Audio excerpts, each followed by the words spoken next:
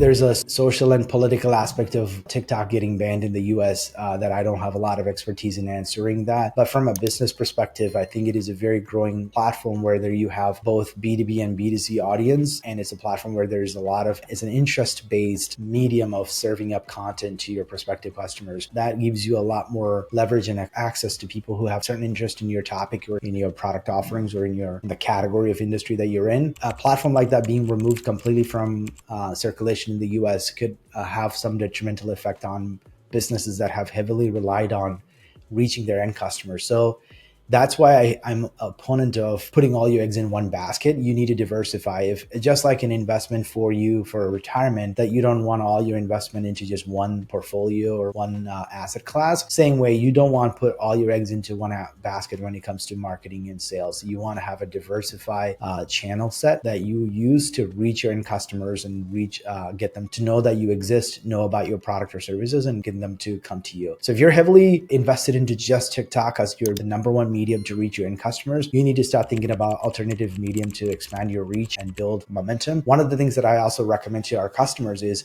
if you have really strong social following, you should be leveraging that to build up your email list, because email is something that you have ownership of. Any social platform is nothing more than a rental platform that you don't control the audience. You don't necessarily have access to them without the permission of those social platforms. So they can change the algorithm one day and limit the reach that you already have. Even if they are followers, they can taper down the reach that you have by controlling the algorithms. So that limits your ability to continue to share your message with your customers. And I even noticed on YouTube, people that I actually like and enjoy, but if I don't consume their content for a couple of weeks in a row, I stop seeing their YouTube feed.